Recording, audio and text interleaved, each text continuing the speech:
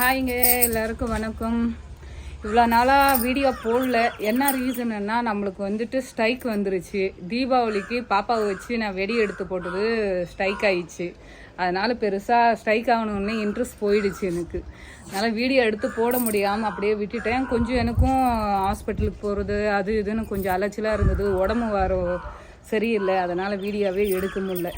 சரி, இப்போ கொஞ்சம் ஃப்ரீயாக இருக்கிறோமே எடுக்கலாம் அப்படின்றதுக்காக தான் வந்திருக்கோம். இப்போ நம்ம எங்கன்னா மாடியில் பாப்பாவோட ரூம் இருக்குது. அது ரொம்ப நாள் ஆச்சு, க்ளீன் பண்ணாமல் அப்படியே வச்சுருக்கேன். நான் டெலிவரி டேட் வேறு பக்கத்தில் வந்துருச்சா, என் மாமியார் மாமனார் வராங்க. அவங்கள தங்க வைக்கிறதுக்கு தான் இந்த ரூமு க்ளீன் பண்ண போகிறோம். மேலே வந்த உடனே வந்துட்டு கிளைமேட்டு சூப்பராக இருக்குது. ஸோ அதுதான் சிறுமலை பாருங்கள். பனி அந்த கிளைமேட்டே அப்படியே மாறி இருக்குது பாருங்கள். க்ளவுடு வந்து அப்படியே க்ளோஸ் ஆகிருக்கு. அந்த மழையே அப்படியே க்ளோஸ் ஆகிடுச்சு பாருங்கள். நல்லாயிருக்கும். எப்போவுமே இப்படி தான் இருக்குது கிளைமேட்டு. நான் சென்னையோட நான் இங்கே அதிகமாக இருக்கிறது எனக்கு இங்கே கொஞ்சம் பீஸ்ஃபுல்லாக இருக்கும். இன்னொன்று வந்துட்டு இங்கே வெயிலே தெரியாது. எப்போவுமே கிளைமேட்டு இங்கே ரொம்ப நல்லா இருக்கும்.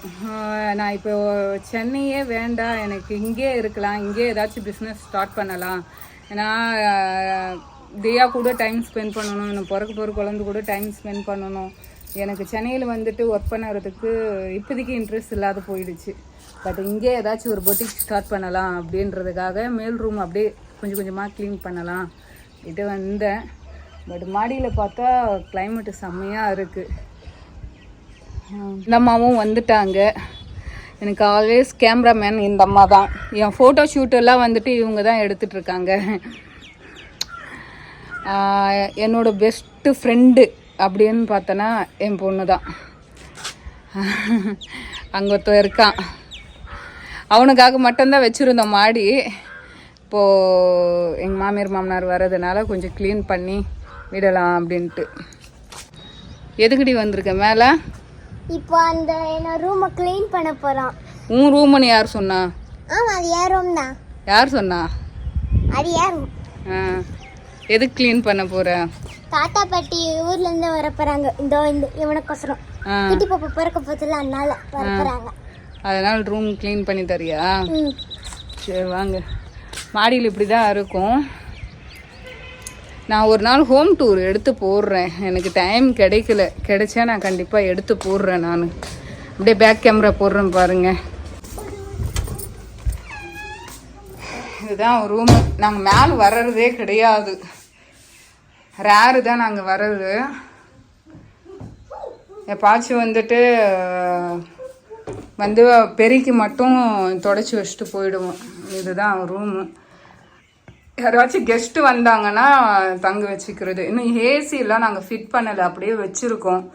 சம்மர் டைமில் வந்துட்டு ஏசி ஃபிட் பண்ணிக்கலாம் அப்படின்ட்டு. இன்னொரு இது என்னன்னா, இங்கே வந்துட்டு ஒரு பிஸ்னஸ் ஸ்டார்ட் பண்ணலான்னு இருக்கேன். இந்த ரூமு வந்துட்டு அப்படியே இருக்குல்ல, எம்டியாக இருக்குது. நம்மளுக்கு பிளேஸ் இருக்கிறதுனால சரி ஏதாச்சும் ஒரு பிஸ்னஸ் ஸ்டார்ட் பண்ணலாம் பொட்டிக் மாரி அப்படின்ட்டு ஒரு ஐடியாவில் இருக்கேன். இந்த வீடு கட்ட சொல்லும் போது வந்துட்டு பிளானோடு கட்டினேன். கீழே வந்துட்டு ஒரு ஷாப்பும், அதுக்கப்புறமா எங்களுக்கு ஒரு பெட்ரூமு, ஹாலு, கிச்சன் ரூமு, ஒரு பூஜை ரூமு.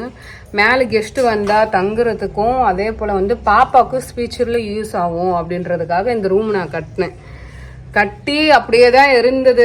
எல்லாரும் என்ன சொன்னாங்கன்னா, இந்த ரூமு கட்டுறதோட கேஷ் எடுத்து நீ ஒரு லேண்ட் வாங்கி போட்டா அப்போ கரெக்டாக இருக்கும், இப்போவே எதுக்கு குழந்தைக்கு கட்டுற அப்படின்னு சொன்னாங்க.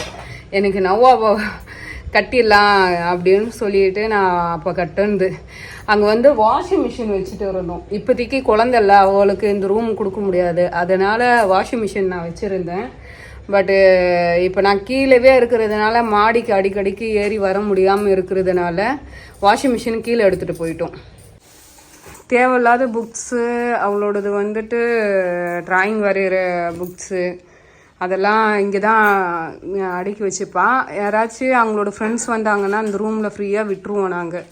அவள் பாட்டுக்கு விளையாடிட்டு எல்லாம் நீட்டாக எடுத்து வச்சுட்டு வந்துடுவா. அதனால் உடம்பு முடியலன்றதுக்காக நான் மேலேயே வரமாட்டேன். சரி, இப்போ கொஞ்சம் நீட்டாக க்ளீன் பண்ணி கொடுத்துருவோமே அப்படின்றதுக்காக வந்திருக்கேன்.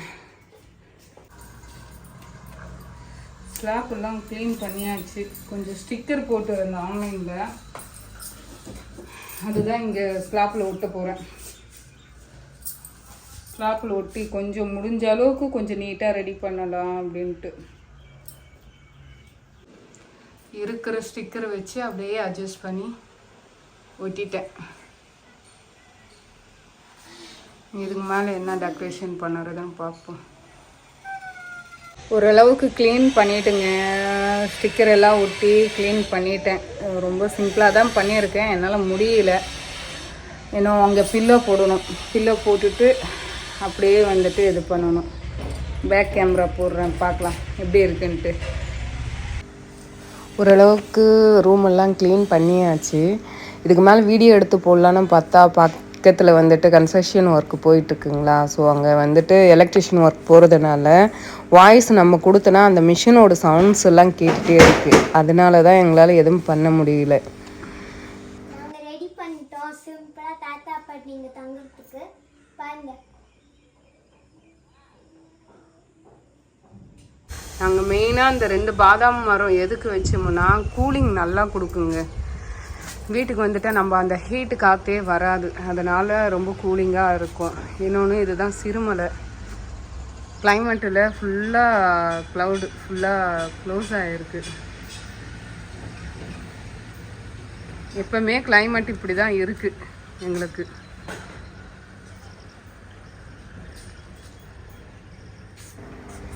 என்னடா மாடியெல்லாம் எடுத்து போட்டுட்ருக்கா அப்படின்னு நினைக்கிறீங்களா? இல்லைங்க, இங்கே கிளைமேட் ரொம்ப சூப்பராக இருக்கும், அதனால தான் எடுத்து போட்டேன் நான்.